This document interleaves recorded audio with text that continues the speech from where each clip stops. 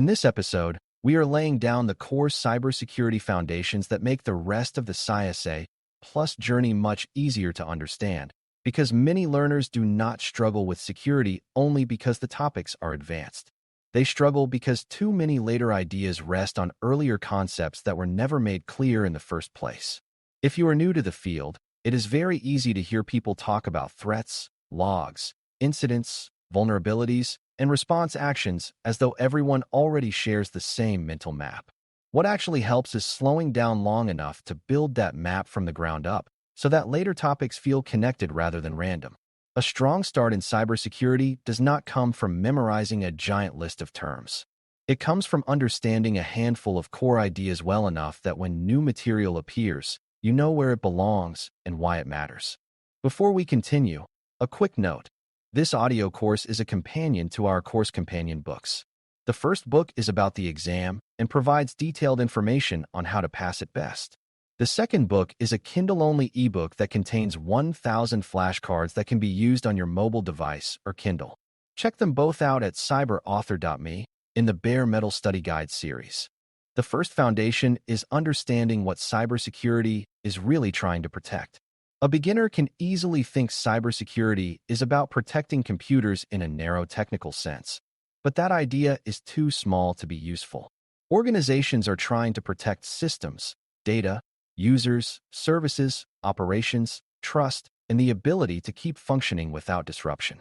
A device may be the visible object in front of you, but the real concern is often what that device connects to, what information it handles, and what business process depends on it.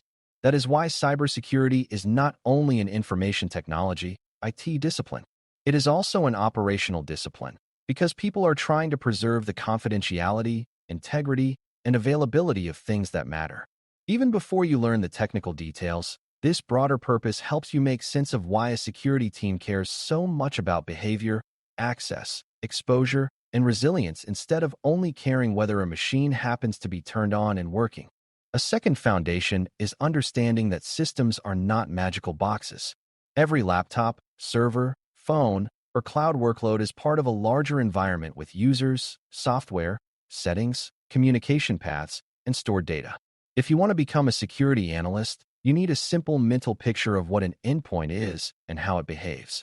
An endpoint is just a device or system that exists on a network and can send, receive, process, or store information. That sounds basic, but it matters because security events usually happen somewhere, and that somewhere is often an endpoint doing something either normal or suspicious. A user signs in, a process starts, a connection is made, a file is changed, or a setting is altered. When you understand that systems are active environments with many moving parts, security becomes much easier to study because alerts and incidents stop seeming abstract. They become signs that something inside one of those environments may be happening in a way that deserves attention. That leads naturally to the operating system, OS, which is one of the most important things a beginner should understand before diving deeper into analyst work. The OS manages hardware resources, runs applications, handles memory, manages users, and provides the environment in which most visible system activity occurs. If the OS is the main stage, then users, services, files, processes, and network connections are the actors moving around on it. Analysts do not need to become deep system engineers before beginning, but they do need to understand enough to recognize normal categories of behavior. A process is running for a reason. A user account has some level of permission. A service starts because something told it to start or because it is configured to do so. Once you see the OS as an organizer of behavior rather than just a screen you interact with, it becomes much easier to understand why analysts care about process creation, privilege levels, account use, startup activity, and file changes. Networking is another foundational area that beginners must understand at a practical level, because modern cybersecurity is impossible to grasp if systems are treated as isolated islands. Devices communicate, services depend on communication, and attacks often move through those communication paths rather than existing only on one machine. A network is simply the set of connections that allow systems to exchange data, but that simple idea carries a lot of security meaning. If a device talks to something it should not, talks in an unusual way, or suddenly starts sending or receiving unexpected amounts of information, those facts can become important clues. This is why analysts need basic comfort with concepts like addresses, ports, internal traffic, external traffic, and the general idea that systems have expected communication patterns. You do not need to begin with a deep engineer's understanding of every network technology, but you do need to appreciate that communication leaves traces and that many security questions begin with asking who talked to what, when, how often, and for what purpose. To make networking more concrete, it helps to understand a few major pieces of internet and internal communication without turning them into a wall of jargon. An Internet Protocol, IP, address helps identify a system on a network so traffic can find its destination. A port helps distinguish what service or application a system is using for that communication. Transmission Control Protocol, TCP, and User Datagram Protocol, UDP, are two common ways data can move, and while beginners do not need an expert-level explanation on day one, they should know that different types of traffic behave differently and support different purposes. The Domain Name System, DNS, helps translate human-friendly names into network locations, which is convenient for users, but also very relevant to defenders because name lookups can reveal patterns about where systems are trying to communicate. Once these ideas settle into place, a lot of security discussions become easier to follow because the movement of data no longer feels invisible. It feels like something that can be observed, described, and sometimes questioned. Identity is another core foundation because cybersecurity is never only about machines.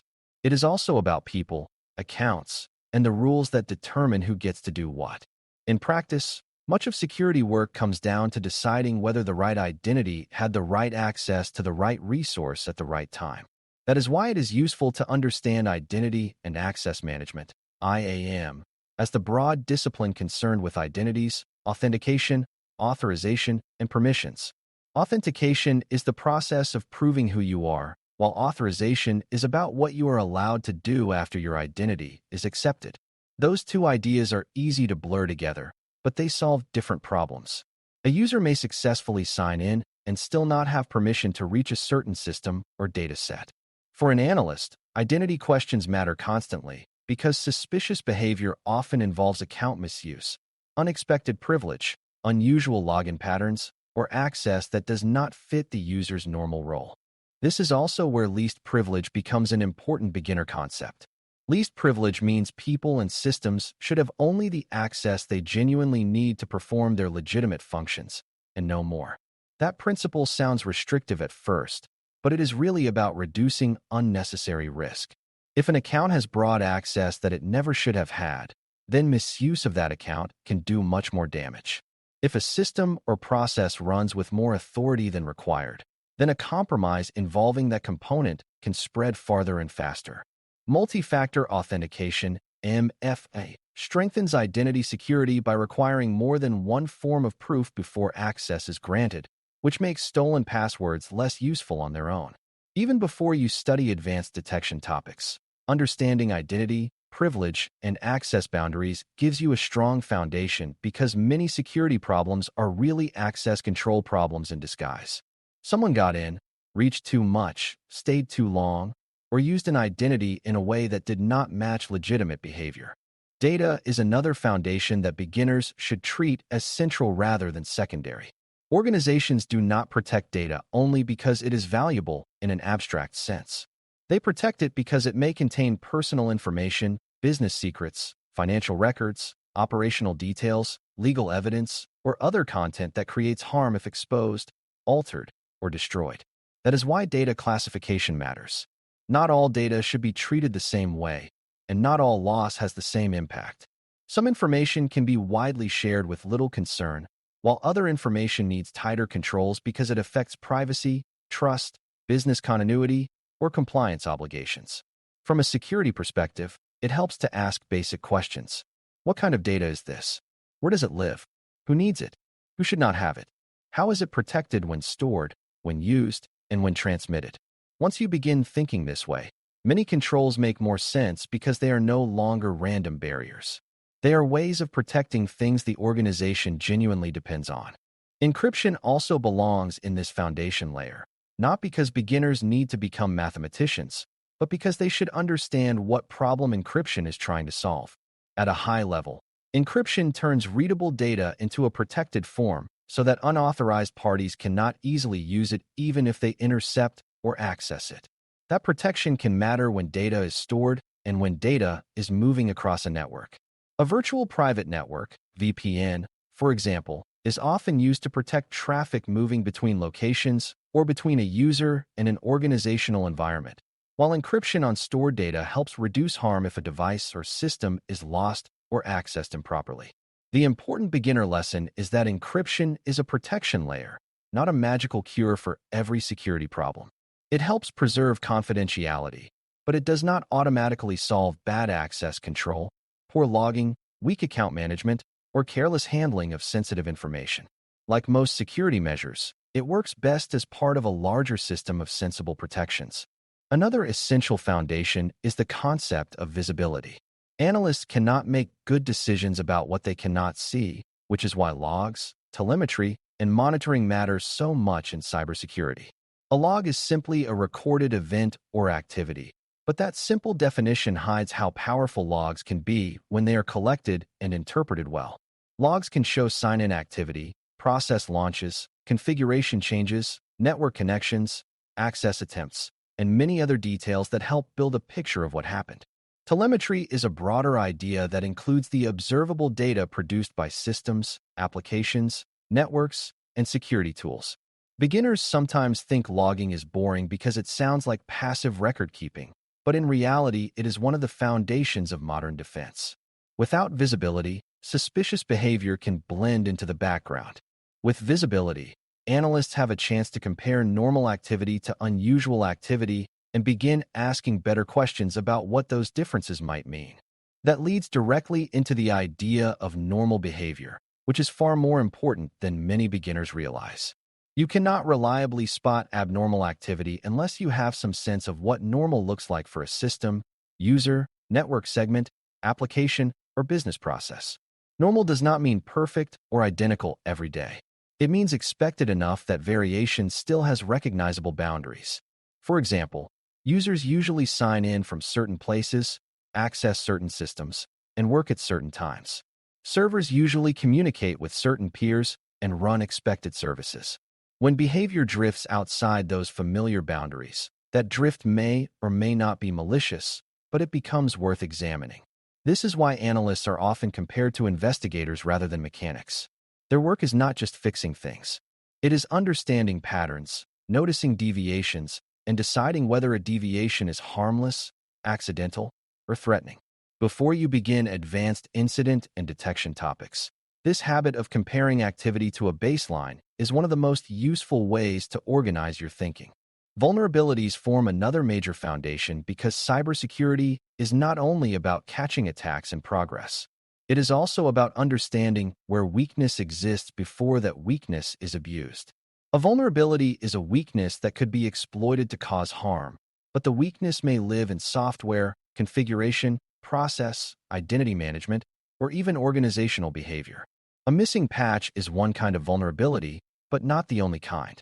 An overly broad permission, an exposed service, a weak password practice, or an unnecessary feature left enabled can also create exposure. Beginners sometimes hear the word vulnerability and think only of a scanning result or a published software issue, but analysts need a wider view.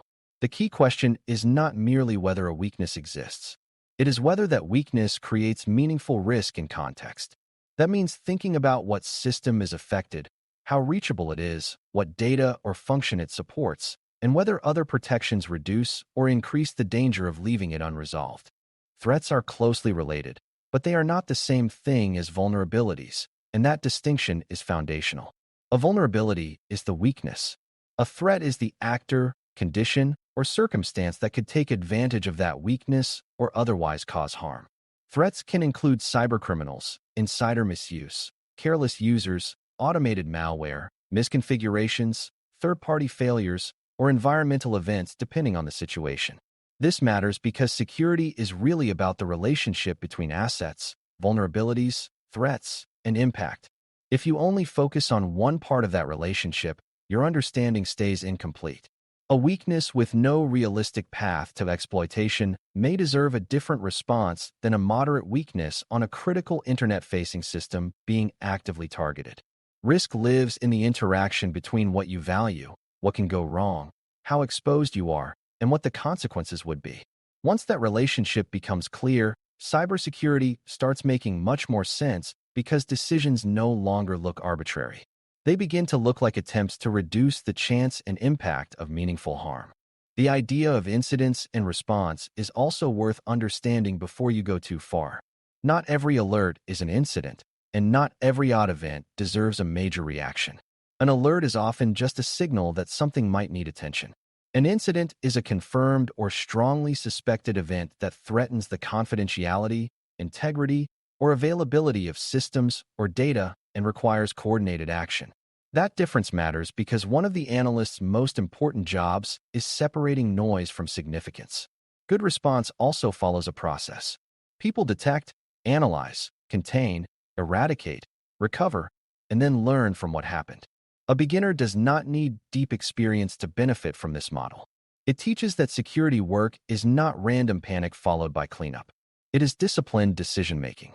When later CySA plus topics begin talking about triad, escalation, evidence, containment, and recovery, those ideas will sit on a much stronger foundation if you already understand that response is a sequence of purposeful actions, not a single dramatic moment.